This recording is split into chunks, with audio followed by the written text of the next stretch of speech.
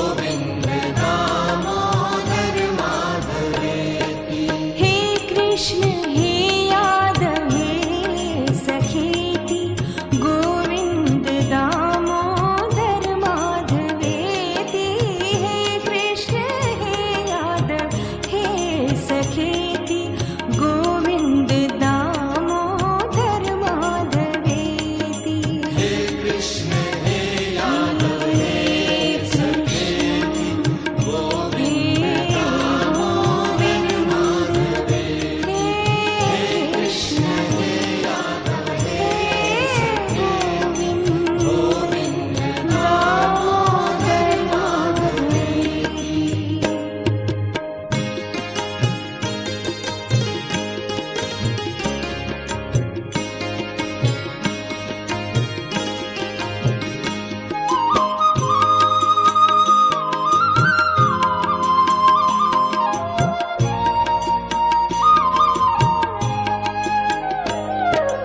गोविन्द जय जय गोपाल जय जय राधा रमण हरि गोविन्द जय जय गोविन्द जय जय गोपाल जय जय राधा रमण हरि गोविन्द जय जय गोविन्द जय जय गोपाल जय जय राधा रमण हरि गोविन्द जय जय गोविन्द जय जय गोपाल जय जय राधा रमण हरि गोविन्द जय जय गोविन्द जय जय गोपाल जय जय राधा रमण हरि गोविन्द जय जय गोविन्द जय जय गोपाल जय जय राधा रमण हरि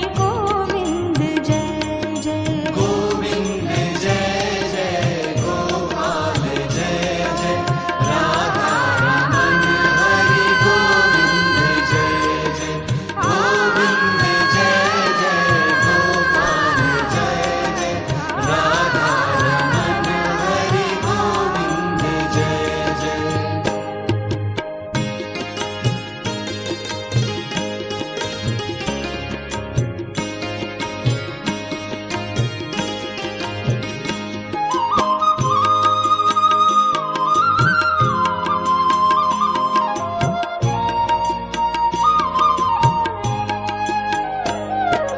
भज गोपालं दीनदयालं वचन रसालं तापहरं भज गोपालं दीनदयालं वचन रसालं तापहरं भज गोपालं दीनदयालं वचन रसालं तापहरं भज गोपालं दीनदयालं वचन रसालं तापहरं भज गोपालं दीनदयालं वचन रसालं तापहरं भज गोपालं दीनदयालं वचन रसालं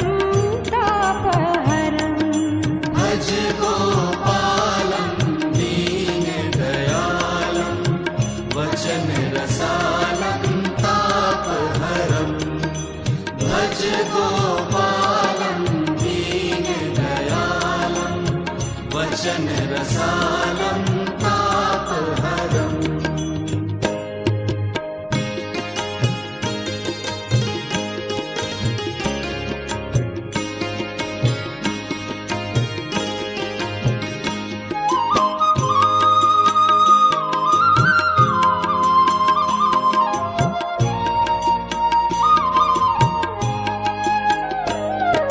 श्रीकृष्णं शरणं मम श्रीकृष्णं शरणं मम श्रीकृष्णं शरणं मम श्रीकृष्णं शरणं मम श्रीकृष्णं शरणं मम श्रीकृष्णं शरणं मम श्रीकृष्णं शरणं मम श्रीकृष्णं शरणं मम श्रीकृष्णं शरणं मम श्रीकृष्णं शरणं मम श्रीकृष्णं शरणं मम श्रीकृष्णं शरणं मम श्रीकृष्णं शरणं मम श्रीकृष्णं शरणं मम श्रीकृष्णं शरणं मम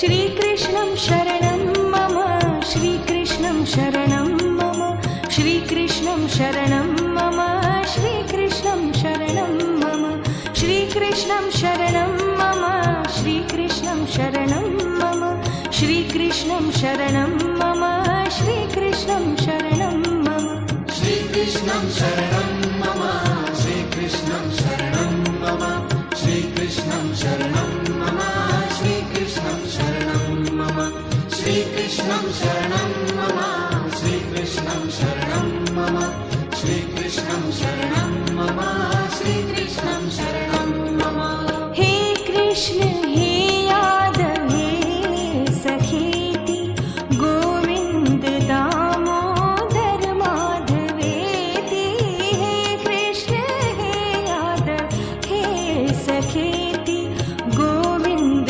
दामोदर माधवेति हे कृष्ण हे यादव हे सखेति गोविंद दामोदर माधवेति हे कृष्ण हे यादव हे सखेति गोविंद दामोदर माधवेति गोविंद जय जय गोपाल जय जय राधा रमण हरि गोविंद जय जय गोविंद जय जय गोपाल जय जय राधा रमण हरि गोविंद जय जय गोविंद जय जय गोपाल जय जय राधा रमण हरि गोविंद जय जय गोविंद जय जय गोपाल जय जय राधा रमण हरि गोविंद जय जय भज गोपालं दीनदयालं वचन रसालं तापहरं भज गोपालं दीनदयालं वचन रसालं तापहरं भज गोपालं दीनदयालं वचन रसालं तापहरं भज गोपालं दीनदयालं वचन रसालं तापहरं भज गोपालं दीनदयालं वचन रसालं तापहरं भज गोपालं दीनदयालं वचन रसालं तापहरं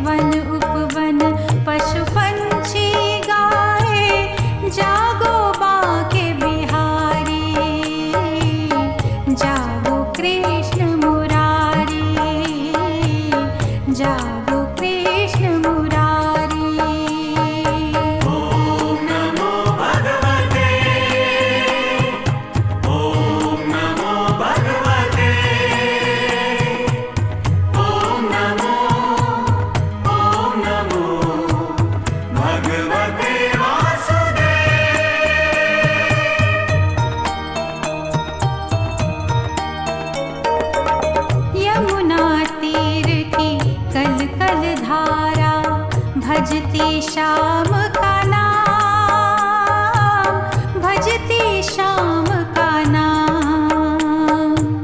चरण कमल नीराजन हेतु करे न पल विश्राम, करे न पल विश्राम। भज गोविंदम भज गोपालम, सुप्रभात जयकारे, सुप्रभात जयकारे। जागो बांके बिहारी, जागो कृष्ण मुरारी। ओम नमो भगवते वासुदेव, ओम नमो भगवते वासुदेव, ओम नमो भगवते ओम नमो भगवते।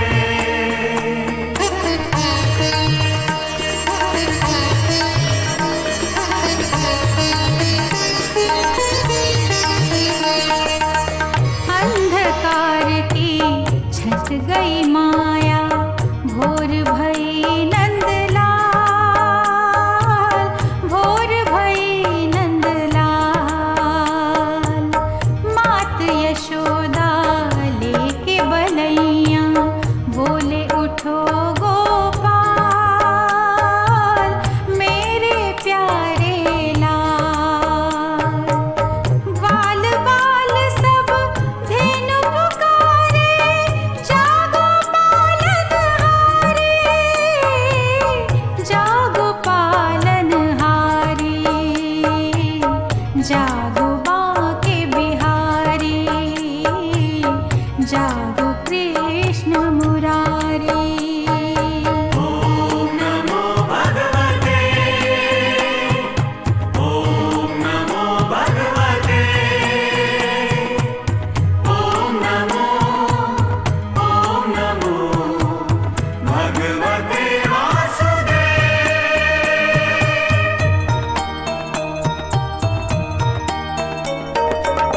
शंख नगारे झांझर बाजे, मंगल आरती बेला, मंगल आरती बेला। प्रभु के दरस को लगा है द्वारे, नर नारी का मेला, नर नारी का मेला। जागो मोहन प्यारे जागो, तुम पे भक्त बलिहारी, तुम पे भक्त बलिहारी। जागो बांके बिहारी, जागो कृष्ण मुरारी। भोर की पहली किरण जगाए, जागो बांके बिहारी, जागो कृष्ण मुरारी, जागो कृष्ण मुरारी। वन उपवन पशु पंछी गाए, वन उपवन पशु पंछी गाए, जागो बांके बिहारी, जागो कृष्ण मुरारी, जागो कृष्ण मुरारी। जागो बांके बिहारी, जागो कृष्ण मुरारी।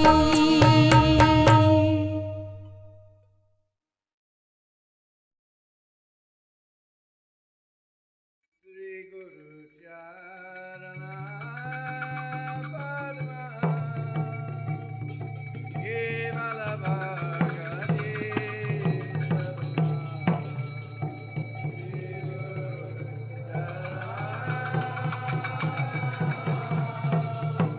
केवल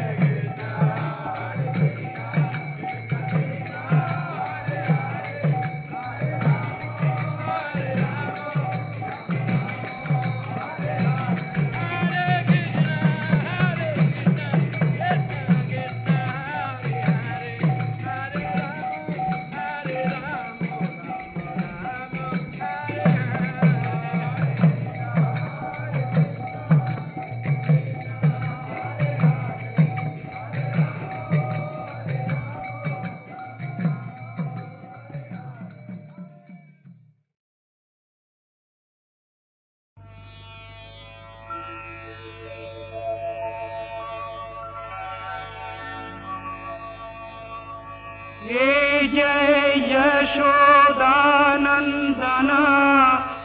हे मोहन श्याम। हे जय यशोदानंदन हे मोहन श्याम। जय यशोदानंदन मेरी लाज राखो प्रभु मैं तो तेरी शरण। हे यशोदा नंदन मुझे आज लागे जीवन जैसे मरना। हे यशोदा नंदन हे मोहन श्याम। जय यशोदानंदन यदा यदा हि धर्मस्य ग्लानिर्भवति भारत अभ्युत्थानम् अधर्मस्य तदात्मानं सृजाम्यहम्। जब जब धर्म डूबा तुम दौड़े आए। यशोदा नंदन सागर में नैया मेरी लो डूबी जाए। यशोदा नंदन हे मोहन श्याम। जय यशोदानंदन कर्मण्येवाधिकारस्ते मा फलेषु कदाचन मा कर्मफलहेतुर्भूर्मा निसंगोऽस्त्व कर्मणि। है कर्म अपने वश में जीवन परीक्षा। है यशोदा नंदन अब तो जो तू जाने तब तेरी इच्छा। है यशोदा नंदन हे मोहन श्याम। जय यशोदानंदन हे जय यशोदानंदन हे मोहन श्याम। जय यशोदानंदन हे जय यशोदानंदन हे मोहन श्याम। हे जय यशोदानंदन हे मोहन श्याम।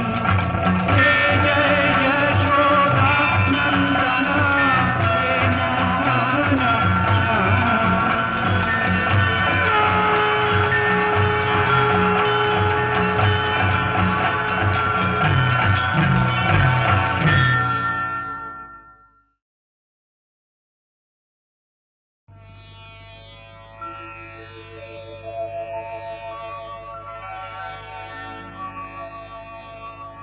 हे जय यशोदानंदन हे मोहन श्याम। हे जय यशोदानंदन हे मोहन श्याम। जय यशोदानंदन मेरी लाज राखो प्रभु मैं तो तेरी शरण। हे यशोदा नंदन मुझे आज लागे जीवन जैसे मरना। हे यशोदा नंदन हे मोहन श्याम। जय यशोदानंदन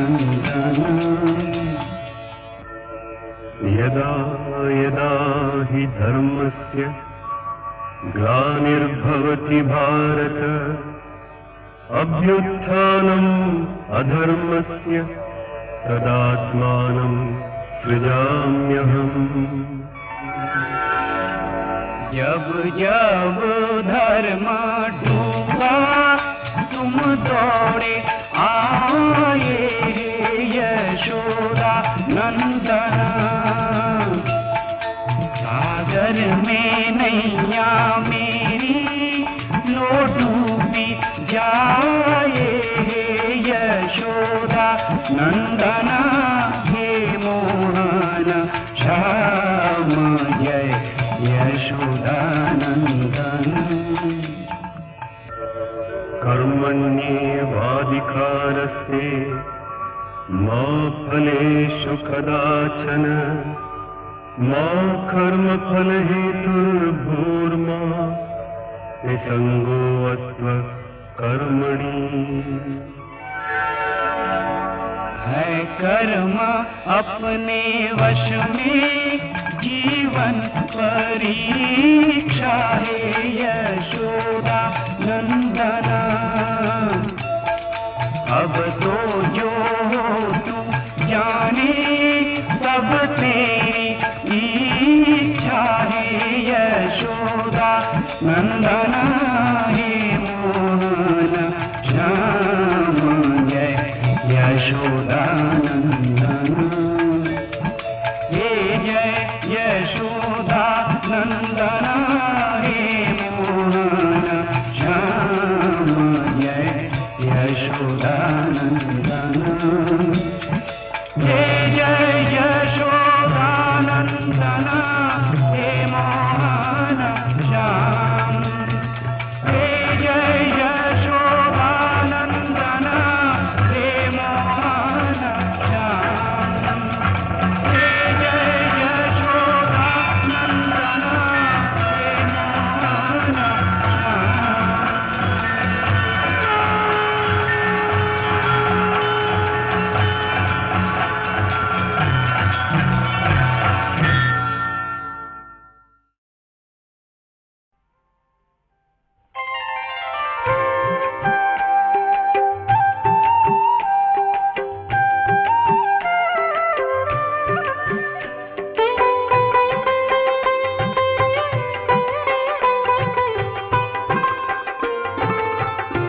तेरे चरण कमल हो कृष्णा झुके मेरा ये शीश जहां तेरे चरण कमल हो कृष्णा झुके मेरा ये शीश जहां जन्म सफल करने को आऊं दर पे बारंबार यहाँ तेरे चरण कमल हो कृष्णा झुके मेरा ये शीश जहां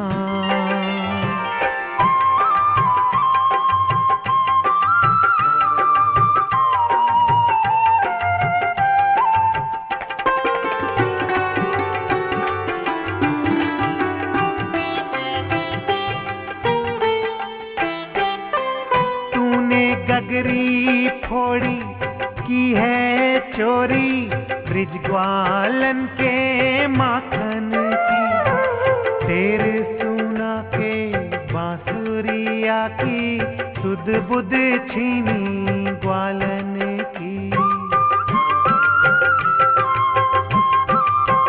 तूने गगरी फोड़ी की है चोरी ब्रिज ग्वालन के माखन की तेरे सुना के बांसुरिया की सुध बुध छीनी ग्वालन की मात जसोदा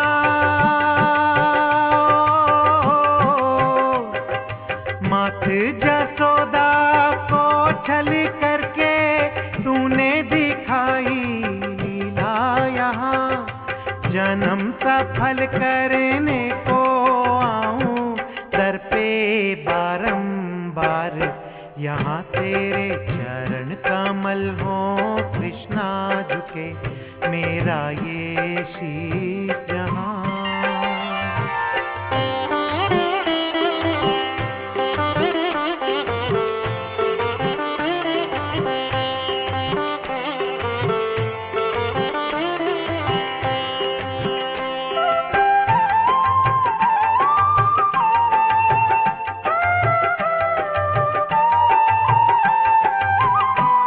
कैसे जाए राधा निर्भरन को जमुना जी के तट पर।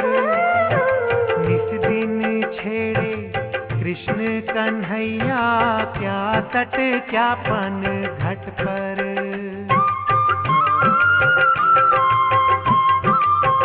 कैसे जाए राधा निर्भरन को जमुना जी के तट पर। निस दिन छेड़े कृष्ण कन्हैया क्या तट क्या पन घट पर। ग्वालों के संग ग्वालों के संग धूम मचाए राधा रानी जाए जहां। जन्म सफल करने को आऊं दर पे बारंबार। यहाँ तेरे चरण कमल हो कृष्णा झुके मेरा ये शीश जहां।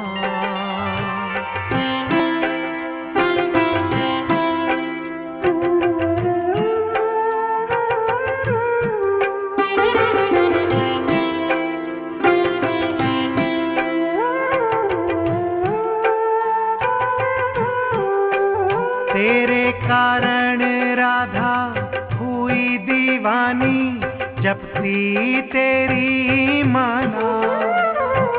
रानी मीरा बन गई जोगन पी गई विष का प्याला।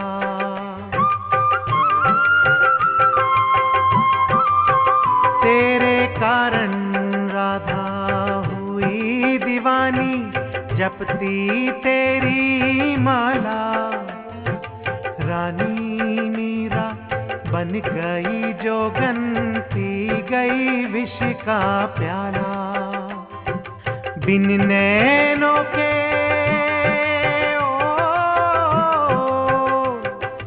बिन नैनों के दर्शन पाए ध्यान धरे जो तेरा यहाँ।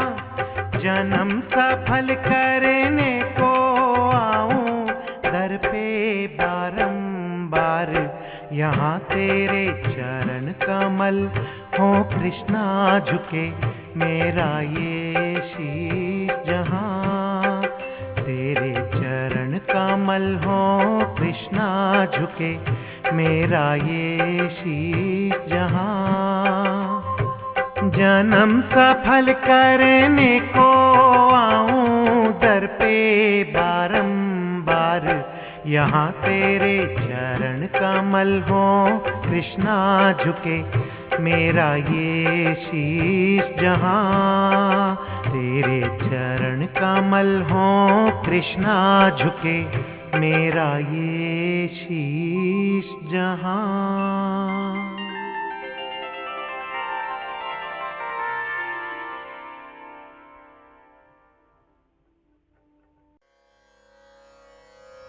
अनुबन्धं क्षयं हिंसां मनवेक्ष्य च पौरुषं मोहादारभ्यते कर्म यत्तामसमुच्यते। बिना सोचे समझे जो कर्म किया जाता है उसका क्या।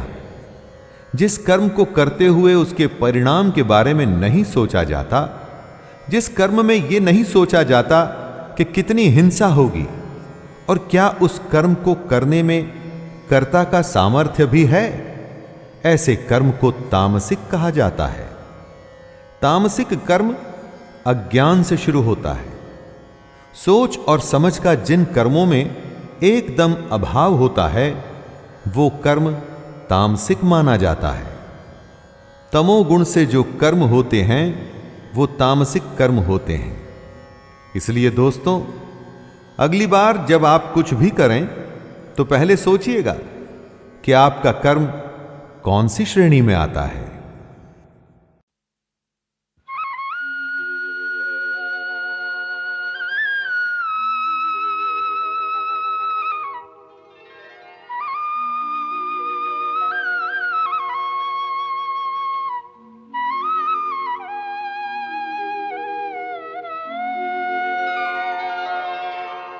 हेरे कन्हैया किसको कहेगा तू मैया, हेरे कन्हैया किसको कहेगा तू मैया। जिसने तुझको जन्म दिया के, जिसने तुझको पाला कन्हैया, किसको कहेगा तू मैया।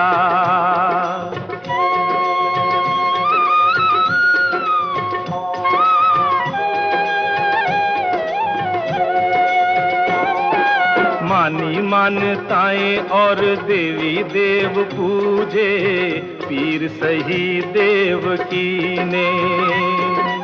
दूध में नहलाने का, गोद में खिलाने का सुख पाया जसोदा जी ने। एक ने तुझको जीवन दिया रे, एक ने जीवन संभाला कन्हैया, किसको कहेगा तू मैया।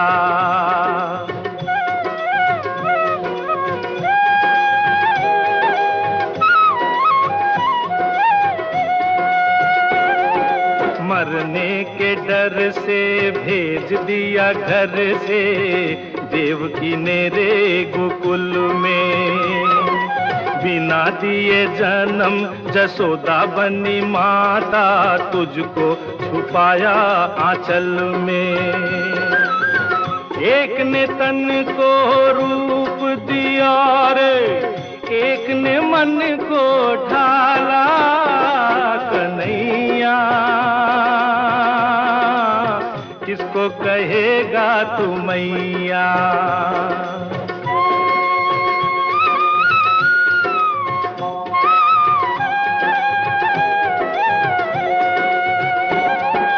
जन्म दिया हो चाहे पाला हो किसी ने, भेद ये ममता न जाने।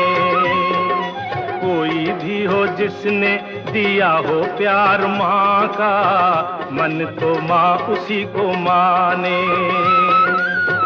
एक ने तुझको दी है रे आँखें, एक ने दिया उजाला कन्हैया, किसको कहेगा तू मैया। हेरे कन्हैया किसको कहेगा तू मैया।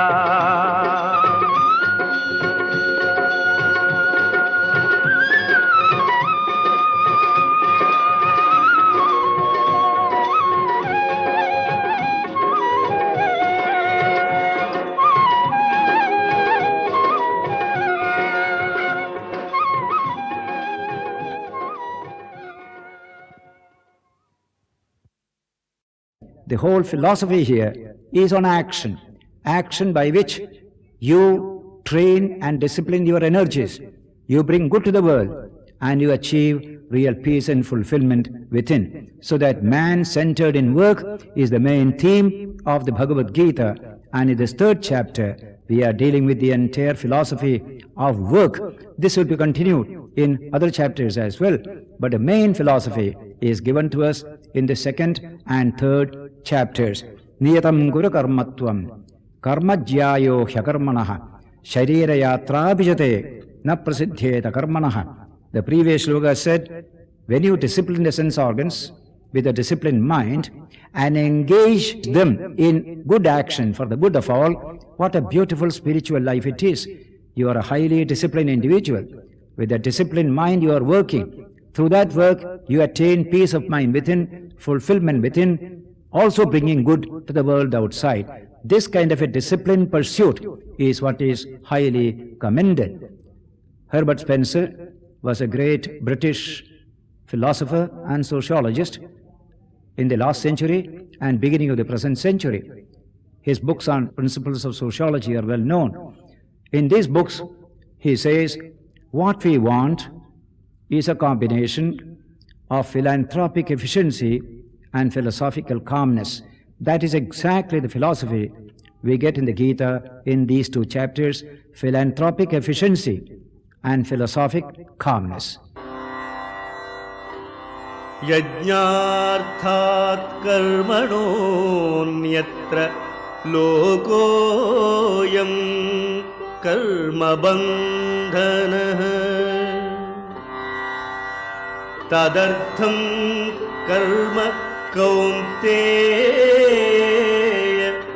मुक्तसङ्गः समाचर सह यज्ञाः प्रजा सृष्ट्वा पुरोवाच प्रजापतिः अनेन प्रसविष्यध्वमेषवोस्त्विष्टकामधुक् देवा भावयतानेन ते देवा भावयन्तु वः परस्परं भावयन्तः श्रेयः परमवाप्स्यथा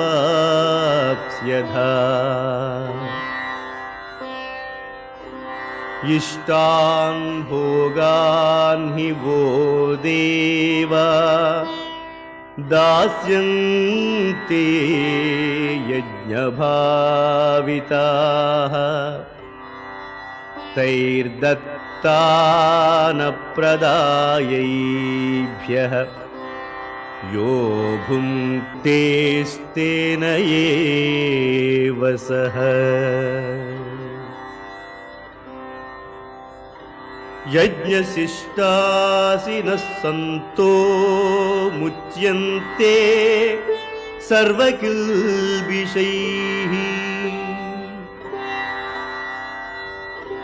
भुञ्जते ते त्वहं पापाः ये पचन्त्यात्मकारणात्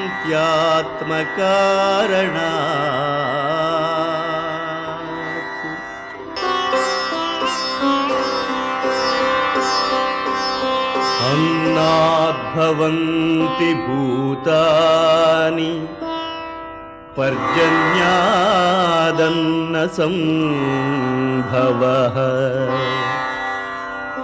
यज्ञाद्भवति पर्जन्यो यज्ञः कर्मसमुद्भवः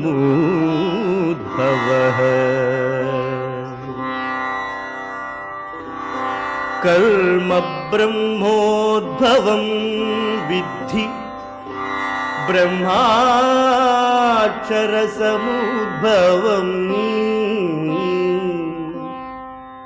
तस्मात् सर्वगतं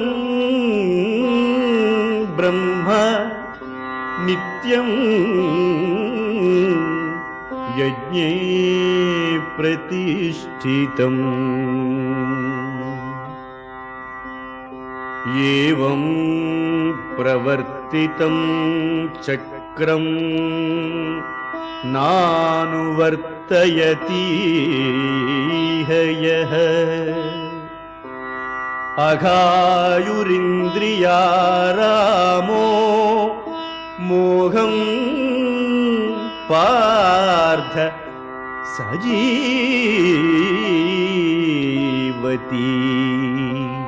Sri Krishna now, from verse 9 onwards, deals with a profound subject in every religion, namely the subject of sacrifice. Rituals, sacrifices, these have theological backgrounds. These theological ideas are taken up by Sri Krishna and converted into ethical and spiritual values in the light of his own profound philosophy of life and action. The word sacrifice is expressed in Sanskrit as yajna. Yajna means sacrifice in the sense of ritualistic sacrifice. In the Vedic religion, you had the idea of performing sacrifices, getting results out of it by way of enjoyment of delights in heaven. The very essential idea of sacrifice is that you give something of your own to those whom you consider holy and great, and result of it you enjoy. If you have a harvest, the first part of the harvest you give it to God in the temple, then the rest you enjoy. This is the concept of sacrifice, so that in all these sacrificial religions, the emphasis is what belongs to you is what remains after a sacrifice. That is a pure food. Eat that. Krishna takes this essential idea but changes it into the human society around, not some theological gods or goddesses in heaven. This change is effected in the very whole concept of sacrifice, so that ethical values, humanistic values, spirit of service and dedication are derived from this idea of sacrifice. So he says, Yajñārthāt karmanonyatra lokoyam karmabandhanaha tadartham karma kaunteya muktasangas samachara. The world is bound by actions done other than those performed for the sake of yajna or sacrifice. If you do anything for a sacrifice, you have no bondage at all. If you do something for yourself, then it is bondage. That idea of the theological aspect of religions is taken up by Krishna, and he says, therefore, O son of Kunti, perform action for yajna alone, for sacrifice alone, devoid of attachment. This is the general statement of this great idea. Then he continues to say, Sahayajna praja srishtva purovacha prajapatihi anena prasavishyadhvam eshavos tvishta kamadhuk. The very beginning of creation, in order to maintain this creation, the Lord instituted this value called sacrifice. It is by sacrifice that the world can be really kept on even keel. Everyone must practice it. In this concept of sacrifice, you will find a wonderful idea of mutuality and interdependence. Man, nature, the celestial regions, all these are interdependent, is a constant theme in Krishna's treatment of this concept of sacrifice. It also has reference to the modern ideas of ecological balance, man and nature, trees, mountains, rivers, and man. They have something to give, something to take. If only we take and never give to the environment, ultimately man stands to suffer. Here is a chakra, Krishna is going to say, a wheel of energy transformations going on. Don't break this wheel of energy transformation. That will spell disaster to yourself. These ideas are brought up in these various verses relating to the subject of yajna or sacrifice. So he said, the creator or the projector of the universe, namely Prajapati. In Indian spiritual tradition, there is no concept of an external creator. So we call creation as actually projection. It is Srishti. God created the world out of himself. That's the nature of Vedantic idea of creation. The example is taken. A spider brings out a web out of itself and he lives in that web. So also God brings the world out of himself and lives in that world as cosmic law, as regulative principle, etc. It is not an extra cosmic God that brings the world into existence that is expressed by the word Srishti. Srishti means projection and not creation. So he said, this Prajapati, the Lord of all beings, the cosmic mind, having in the beginning created or projected all beings together with yajna as a principle of sacrifice to sustain that world, he told everyone, by this yajna shall ye prosper. All prosperity comes through implementing the principle of yajna or sacrifice. This shall be like a milch cow for all your desires. You intensify sacrifice in your life, then all your desires will be fulfilled. In society, we have the concept of mutuality, interdependence. Individually, we are nobody. Collectively, we are somebody. Even a child taken out of society at birth will never develop human qualities. The humanizing of the child comes from the social context itself, though there is a mutuality. The Hindu philosophers speak of man born with certain debts, and debt to society, debt to ancestors, debt to great thinkers and scholars of the past are debts which we are asked to discharge. That is how we live our life, with a sense of obligation to the larger whole, which is society. So he said, Devan bhavayatanena te deva bhavayantuvaha parasparam bhavayanta shreyaparam avapsyata. You nourish the cosmic powers by your life and action. The cosmic powers will nourish you by proper rain and other blessings that you get from the atmosphere around you. Thus, mutually nourishing, all shall achieve the highest welfare. Don't break this kind of connection, as we often do today. We burn too much of fuels, and today the scientists warn us the atmosphere is getting polluted. It will have its repercussions on human climate and also human welfare. All this we are doing today, not knowing this wonderful mutuality that exists between man and nature. This concept of mutuality, interdependence, is what Krishna trying to emphasize in this particular section. Similarly, that shloka is very interesting. Parasparam bhavayanta shreyaparam vapsyata. By nourishing each other mutually, all shall achieve the highest goal. This applies to all human situations, including what we today call the developed nations helping the developing nations. There is a mutuality. Earth is one single family. We have to help each other. This is a beautiful idea of interdependence of man in society and between man and nature. Ishtan bhogan hivo deva dasyante yajna bhavitaha tair dattana pradayabhyo yo bhungte stene vasaha. The devas, the cosmic powers, cherished by your yajna or sacrifice or dedicated actions, will give you your desired for objects. So, he who enjoys objects given by the devas or cosmic powers without offering in return to them, he becomes a thief. You give something, you get something. That is a happy, healthy life. You get something, you don't return something for it. That is theft. That should not be. Mutuality is destroyed thereby. That's why Tena eva saha. Such a man is a thief. Stena is the word for thief in Sanskrit. This is called theft. In fact, in the Bhagavata, it is written, if you eat more than what you need for fulfilling your hunger and thirst, you are actually taking from somebody else. That is theft. He needs punishment, says the Srimad Bhagavatam. Yajna shishtashinas santo muchyante sarvagilbishaihi bhunjate te toham papa ye pajanti atmakaranat. The good people eating the remnants of yajna, the prasada or the remnants of yajna, are free from all sins. But who cook food only for themselves, they eat only sin all the time. This is a constant ethical idea stressed in this particular teaching of the Gita. Annad bhavanti bhutani parjanyad annasambhavaha yajnad bhavati parjanyo yajna karma samadbhavaha. That cyclic nature is expressed here. From food come forth all beings. From rain, food is produced. From yajna arises rain, and yajna is born of action or karma. There is a regular connection between one and the other.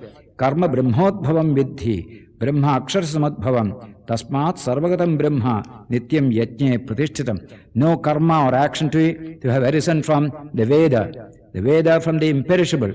Therefore, the all-pervading Veda is ever centered in yajna or in sacrifice. Evam pravartitam chakram nanuvartayati hayaha aghayir indriyaramo mogham partha sajivati. Here is a cycle kept in motion from the beginning of creation. Live according to this cycle. Don't break this cycle. If you break this cycle, you live a wasteful life, a sinful life.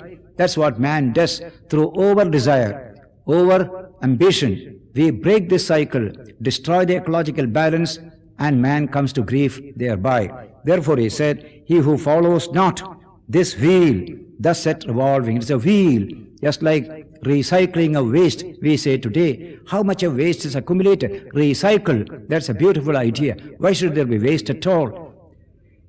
Those who do so, who break this chain, they live in sin, and satisfied merely in sensory cravings and satisfactions, O son of Pritha, his life is absolutely in vain, says he. Evam pravartitam chakram na anuvartayate bhayaha aghayuhu. His life is a life of sin.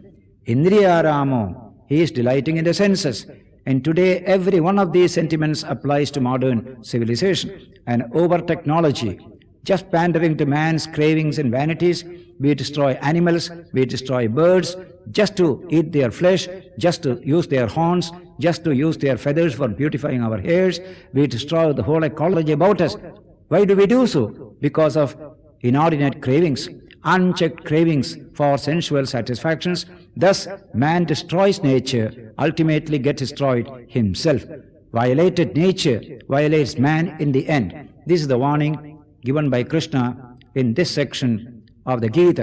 It is a warning particularly relevant to us in this modern civilization, that we are exhausting nature's resources. Most of them are what we call non-renewable resources, and therefore we are ultimately destroying ourselves as well. It is a warning being uttered by great scientists and technologists today, that we must check our desires, check our cravings, so that we moderately spend these resources of nature and try to return back to nature something, so that this process can go on indefinitely. This is a wisdom that the world needs today. That's why these verses in the 3rd chapter, dealing with yajna, sacrifice, a sense of dedication, are immensely beneficial to us, both in our life in society and in life in healthy environment of nature around us. This is the importance of the yajna concept pressed into service in ethical and spiritual motivations by Sri Krishna.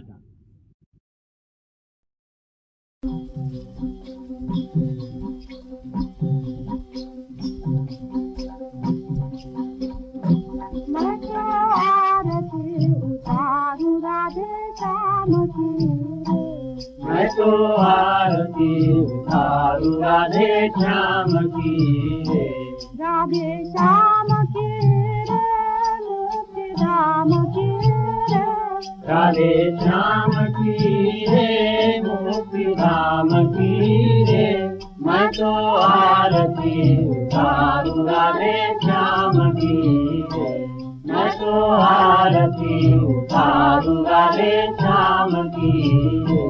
हृदय के कपाट खोल, भक्ति के तले ही डोल, हृदय के कपाट खोल, भक्ति के तले ही डोल। मधुर नाम बोल बोल, मधुर नाम बोल बोल। मैं तो चरण छवि निहारू राधे श्याम की रे, मैं तो चरण छवि निहारू राधे श्याम की रे। मैं तो आरती उतारू राधे श्याम की रे, मैं तो आरती उतारू राधे श्याम की रे। लला के चरण पखार, लली के वतन संवार, लला के चरण पखार, लली के वतन संवार। नमन करूं बार बार, नमन करूं बार बार। जुगल मूर्ति मैं सजाऊं राधे श्याम की रे, युगल मूर्ति मैं सजाऊं राधे श्याम की रे। मैं तो आरती उतारू राधे श्याम की रे, मैं तो आरती उतारू राधे श्याम की रे।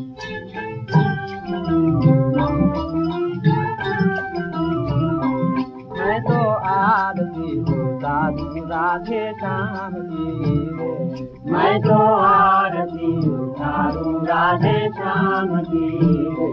राधे श्याम की रे, मुक्ति धाम की रे, राधे श्याम की रे मुक्ति धाम की रे राधे श्याम की रे मुक्ति धाम की रे राधे श्याम की रे राधे श्याम की रे राधे श्याम की रे राधे श्याम की रे राधे श्याम की रे राधे श्याम की रे मैं तो आरती उतारू राधे श्याम की रे मैं तो आरती उतारू